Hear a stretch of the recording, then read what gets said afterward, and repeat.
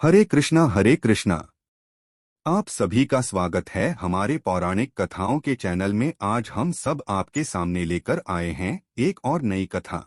एक बार महर्षि भृगु और अन्य मुनियों ने सरस्वती नदी के तट पर मिलकर यज्ञ का आयोजन किया। इस यज्ञ में नारद जी भी आए हुए थे। नारद जी ने सभी ऋषियों से पूछा कि आप लोग इस यज्ञ का फल किस देव को देना चाहते हैं।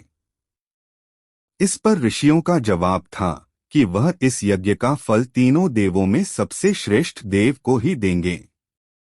लेकिन एक बहुत बड़ी समस्या यह थी कि ब्रह्मा, विष्णु और महेश में सबसे श्रेष्ठ कौन है।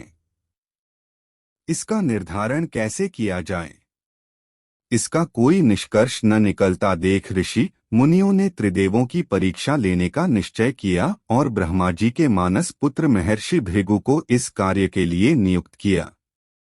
सबसे श्रेष्ठ देव की पहचान करने के लिए महर्षि भृगु सर्वप्रथम ब्रह्मा जी के पास गए। उन्होंने ब्रह्मा जी को न तो प्रणाम किया और न ही उनकी स्तुति की। यह देख ब्रह्मा जी क्रोधित हो गए। क्रोध की अधिकता से उनका मुख लाल हो गया, आंखों में अंगारे दहकने लगे। लेकिन फिर यह सोचकर कि ये उनके पुत्र हैं, उन्होंने हृदय में उठे क्रोध के आवेग को विवेक बुद्धि से शांत कर लिया। फिर वहां से महर्षि भृगु कैलाश पर्वत गए। देवाधिदेव भगवान महादेव ने देखा कि भृगु आ रहे हैं तो वे प्रसन्न होकर अपने आसन से उठे और उनका आलिंगन करने के लिए अपनी भुजाएं फैला दीं। किंतु उनकी परीक्षा लेने के लिए भृगु मुनि उनका आलिंगन अस्वीकार करते हुए बोले, महादेव, आप सदा वेदों और धर्म की मर्यादा का उल्लंघन करते हैं। दुष्टों और पापियों को आप जो वरदान देते हैं उनसे सृष्टि पर भयंकर संकट आ जाता है।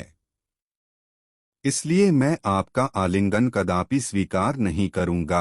उनकी बात सुनकर भगवान शिव क्रोध से तिलमिला उठे। उन्होंने जैसे ही त्रिशूल उठाकर उन्हें मारना चाहा, वैसे ही भगवती ने बहुत अनुनय विनय कर किसी प्रकार से उनका क्रोध शांत किया। फिर इसके बाद भृगु मुनि विष्णु के लोक वैकुंठ लोक गए। उस समय भगवान श्रीहरि देवी लक्ष्मी के साथ क्षीर सागर में विश्राम कर रहे थे। भृगु ने जाते ही भगवान विष्णु के छाती पर लात मारी। भक्त वत्सल भगवान विष्णु शीघ्र ही अपने आसन से उठ खड़े हुए और उन्हें प्रणाम करके उनके चरण सहलाते हुए बोले, भगवन, आपके पाँव में कहीं चोट तो नहीं लगी? कृपया इस आसन पर विश्राम कीजिए।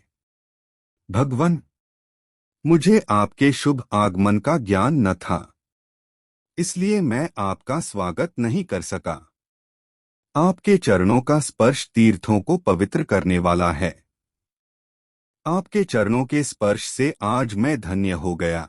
भगवान विष्णु का यह प्रेम व्यवहार देखकर महर्षि भृगु की आंखों से अश्रु बहने लगे। उसके बाद वे ऋषिमुनियों के पास लौट आए और ब्रह्मा जी, शिव जी और श्रीहरि के यहाँ के सभी अनुभव विस्तार से कह बताए। न के अनुभव सुनकर सभी ऋषि मुनि बड़े हैरान हुए और उनके सभी संदेह दूर हो गए। तभी से वे भगवान विष्णु को सर्वश्रेष्ठ मानकर उनकी पूजा अर्चना करने लगे।